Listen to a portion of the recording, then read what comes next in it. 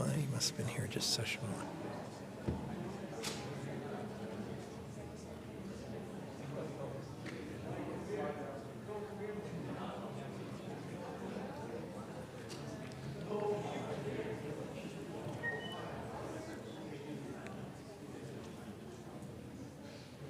Are we good? All right. Oh, just kidding.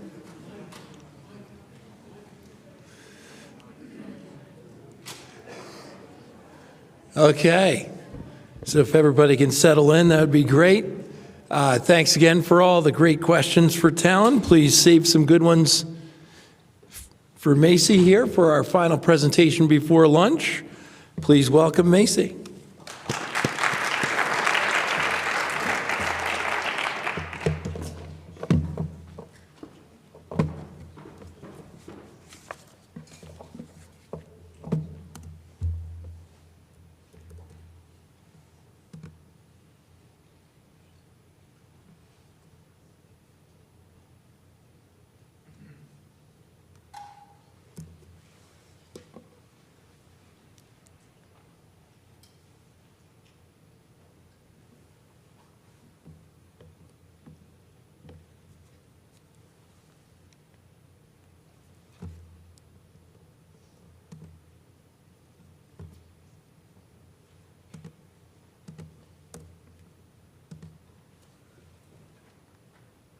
Hello everyone, my name is Macy Griffiths and I'm doing my capstone on sustainable fashion, a guide to thrifting.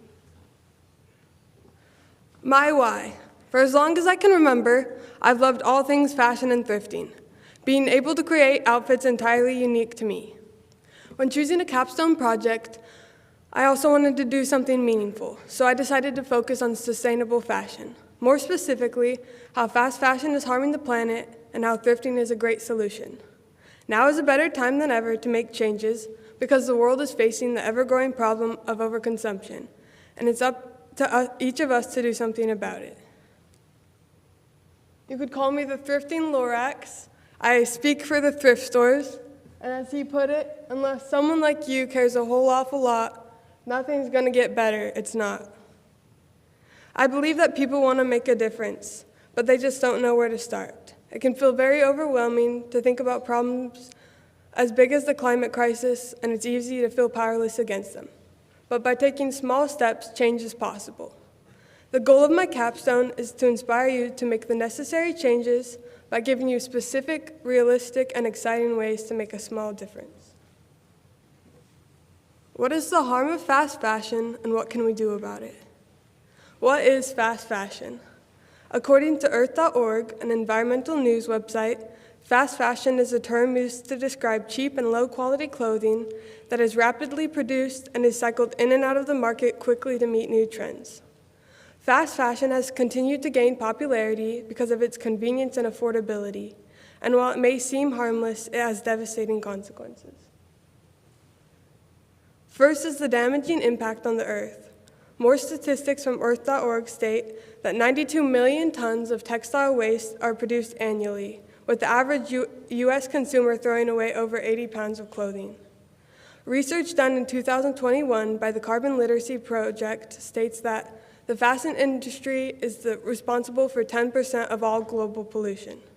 This includes all the damages, such as polluted water sources, carbon emissions, and waste in landfills. Fast fashion depletes Earth's resources. For example, it takes almost 2,000 gallons of water to make one pair of jeans. Second is the social and ethical impact. Only 2% of clothing workers around the globe even earn a living wage, says the collective fashion justice movement. The fast fashion industry is notorious for its violations of labor laws. Workers, which often include women and children, are forced to work long hours for very little pay in unsafe environments. In 2013, a fashion factory in Bangladesh called Rana Plaza collapsed. The collapse killed a total of 1,134 people and injured more than 2,500, most of whom were women and children, according to Sarah Jones, a journalist and researcher for The Independent. This happened over a decade ago, but unfortunately not enough has changed since then. In fact, it's only gotten worse. Worldwide, 80 billion pieces of clothing are consumed every year, a 400% increase from only 20 years ago. This is a statistic done by the International Law and Policy Brief website. Now, despite having infinite access to resources and news about what's happening around the world, we continue to turn our backs by choosing our own comfort over the safety of clothing workers around the globe. It's easier to ignore a problem that's happening on the other side of the world, but let me ask you, is that top that you wanted to order from Shein really worth risking someone's life? What are some specific fast fashion brands? Sustainably Chic, an online business dedicated to responsible fashion, gives a list in an article titled Fast Fashion Brands to Avoid and Why. Numbers 1, 2, and 3 on the list are Shein, Zara, and H&M. These brands account for 79% of the fashion industry. But just avoiding online brands like Shein is not a solution to fast fashion. Many other brands on this list might surprise you. Brands like Nike, Lululemon, and Adidas. These brands may claim to be making efforts to reduce environmental impact or increase workers' wages, but in the end, they are still producing products at a pace that the earth can't sustain. Of course, it's not realistic to stop shopping new altogether.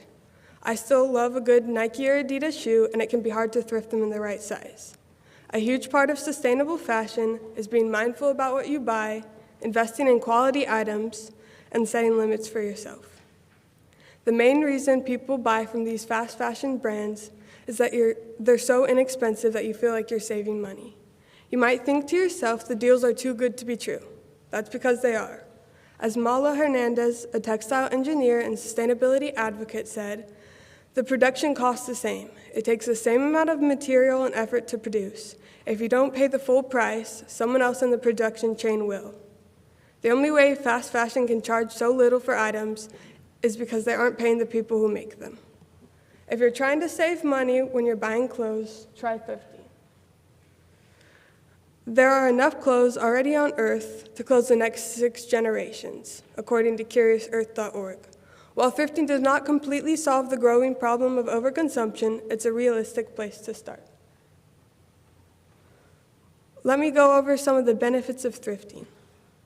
Thrifting, also known as secondhand shopping, is becoming increasingly popular as people seek more sustainable and affordable ways to refresh their wardrobes. This practice not only benefits the environment, but it also has many financial and social benefits, according to a peer-reviewed research article titled The Impact of Thrift Stores. The first reason to thrift is it saves money. You'd be surprised by how many nice brands you find hidden in a thrift store for a fraction of the price, often new with the tag. Not only is it cheaper, but the money you do spend goes to charities and nonprofit organizations instead of greedy corporations. Number 2, and my personal favorite, is that it offers such unique style. You find pieces of clothing and styles that you couldn't find in a new store and that aren't on trend, and you can make them entirely your own. A great quote is that one man's trash is another man's treasure. These are some of my favorite thrift finds, including the fish flops and the 80s ski coat. Including my outfit today, I actually got it at the Lift Up thrift store here in St. Jay. The third reason to shop at thrift stores is because it's earth-friendly. By extending the life cycle of existing products, thrifting significantly reduces the demand for new manufacturing, which in turn lowers carbon emissions, conserves water, and minimizes waste, according to the Shun Waste website, which studies the impact of textile waste. The clothing doesn't have to be thrown away, made again, or shipped to you. For my tangible outcome of my capstone, I plan to create a local thrifting guide so you know the best places to thrift in Vermont. Another part of my capstone was interviewing people who own thrifting businesses. First was Madeline Brown from Backwood Bundles. She started her business online where she creates thrift bundles for her clients. They send her an inspiration board and she thrifts the clothes for them. This is a great online thrifting method. I chose to interview Madeline because of her passion for helping others create their own sustainable wardrobes. She said, "Thrifting teaches you to form your own sense of style. When you walk into a mall to buy something new, these brands are telling you what's in style and what you should be wearing. But when you walk into a thrift store, you are forced to pick out what stands to you individually. It really teaches you to listen to yourself and follow what makes you happy and what you want to wear. And the second person I interviewed was Robin Kehoe, the manager at the Lift Up thrift store here in St. J. She said, thrifting is always a treasure hunt. Even our regulars who come in a couple times a week say they can't believe the new stuff that's arrived. Step into a thrift store with an open mind, and you'll definitely find treasure. Let's go over some of the different kinds of thrift organizations. First, you have your average thrift or charity shop that runs off of donations and often donates their profit to charities. These include chains like Goodwill, Salvation Army, and Savers, or your local thrift stores like the Lift Up thrift store here in St. J or Hope in Linden. The proceeds from the Lift Up go directly to the Mustard Seed Soup Kitchen. And then you have your consignment stores like Plato's Closet. These stores pay you for your higher end items, and it's a great place to find nicer brands. As well as some tips for thrifting a sustainable wardrobe. If you're not going to thrift everything, I recommend that you're going to invest in quality clothing that will last you. And most of the time, you can find what you're looking for in thrift stores. A lot of people step into a thrift store, take a look around, and don't necessarily find anything, but it's important that you know what you're looking for and you really take the time and that you're consistent in going to those thrift stores and looking for what you want. It's important that you rewear your clothes as much as you can. There's no need for a new outfit for every occasion, as well as setting goals for yourself, like spending less money on new clothes and shopping less often. Especially as the holiday season's coming up and consumerism continues to rise, maybe try thrifting a gift for a loved one. Let's go over a timeline of fashion. For most of human history, people have had very few clothes, since everything had to be made by hand. Thanks to inventions like the cotton gin and spinning jenny during the Industrial Revolution, manufacturing clothes became much easier. But even throughout the 1900s, people had limited wardrobes and wore their clothes much longer. It was only in the early 2000s that fast fashion and mass overconsumption took over the fashion industry. Will we continue this trend, or will we fight back for an era of sustainable fashion? What are some other ways that you can have a sustainable wardrobe? Unfortunately, not all clothes donated to thrift stores get sold. Many still get thrown away. So that's why a lasting solution is simply to consume less. The most sustainable wardrobe is the one that you already own. Can the item you're looking for be borrowed or rented? Can you use something that you already have? Upcycling is another great sustainable method. It's important that you teach yourself skills like sewing and mending. That way you can repair clothes once they get worn out and you don't have to throw them away. You can also turn items into new, unique things. Like the skirt, it ripped, so I sewed it, and then I added the little strawberries on the pockets. Another example of this, on Instagram, there's a lot of people who have made businesses out of this. Maddie and Daria both own online businesses where they upcycle used clothes into new and exciting pieces. If you're going to shop new, it's important that you do your research. Companies like Patagonia are pioneering circular economy models, repairing and reselling used gear to keep it out of landfills, according to overconsumption.org. Thrifting is only a temporary solution. While it's an easy way to be more sustainable, it doesn't address the root of the problem. For real and lasting change to be made, people in society need to change the way we view consumerism and demand that corporations be accountable and change their ways. If people continue buying and supporting fast fashion and unsustainable brands by putting more cheap clothes on earth, it won't matter how much we thrift. The first step is to educate yourselves and get involved. Thrifting and a sustainable mindset are a great place to start. As a society, we must reckon with the effects of our consumption. Fast fashion cannot exist without buyers who continue to support the industry, according to Lindsay Sparkman, a journalist for EarthDay.org. Along with thrifting comes a more sustainable mindset, one where we fully value what we consume instead of mindlessly trying to fill a void. We appreciate the effort and earth it took to grow the materials. We think twice about the hours that a real person put into making our clothes, and we think before we throw our clothes away. One resource I really loved was the sustainable fashion expert Josephine Phillips' TED Talk, titled The Simple Solution to Fast Fashion. In it, she said, the shift isn't just about buying less, it's about redefining value. The psychology behind why we find such comfort in buying things is fascinating. The first step to finding a solution is to recognizing the problem. Sarah Avey, a researcher for Free Jupiter, said this: shopping is a response to chaos. When life feels unpredictable, buying something new can deliver a brief sense of order. Choosing colors, sizes, or models creates the illusion of control in a world that often feels uncontrollable. That's why it's important that we're intentional about our habits. In conclusion, why is it necessary that we make a change? A mountain of discarded clothes in the Atacama Desert of northern Chile has reached such huge proportions that it can be seen from space. According to Robert Lee of Space.com, it is easy to go on assuming that the world will be there tomorrow, but it is continuing to become a worse place for future generations. The change must start with us, right now. I believe that each of you have the power to make a difference by doing the little things, like shopping secondhand, being intentional about what you consume, and choosing to show up every day to make the earth a better place. The end.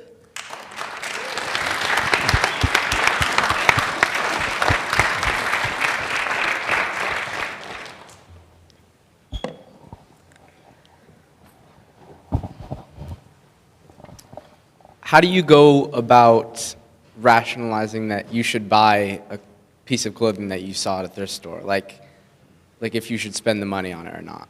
Yeah. Well, I mean, first of all, obviously, the answer is you don't need it. But if it's a good brand and it's going to last you, and you can see yourself using it a lot in the future, and you can see yourself keeping that item and not throwing it away, then I would justify it. I heard you say that your outfit that you're wearing right now is thrifted. Can we see it? Yeah. Yeah, May.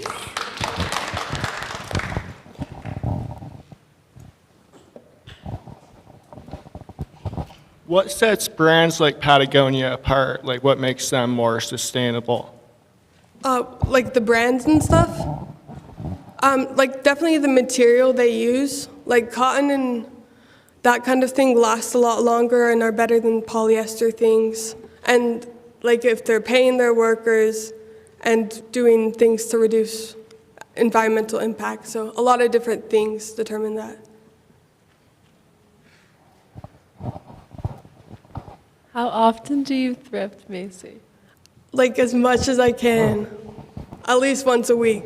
And every time I travel somewhere, my favorite place to shop is just at the local thrift stores.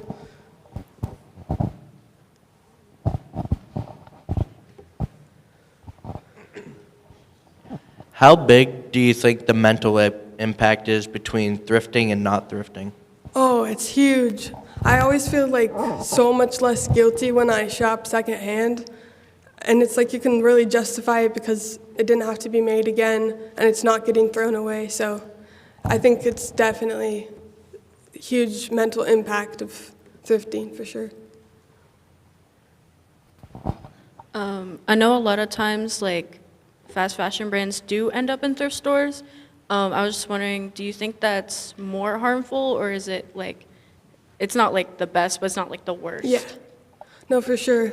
It's hard to sort it out because at least it's not getting thrown away. So I do think it's better, and you're giving that clothing a longer life. And oftentimes you can also turn that into other things. Like if it's a big top, you can upcycle, and you know what I mean? You mentioned upcycling. Are there any companies that you know of that do upcycling on a large scale to use clothes that otherwise would be disposed of? Yeah, there was another one. I don't remember what they're called, but they do. They even get used tents and stuff and turn it into waterproof coats and stuff. It's definitely more small scale though, a lot of small businesses. Macy, what do you say to people shopping on Shein? Boo! That one I can't justify at all.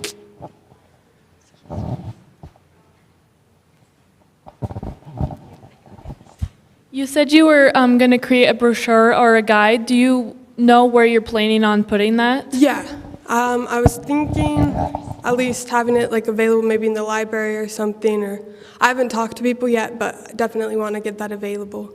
Maybe have like an online code so you could just have it on your phone or something too.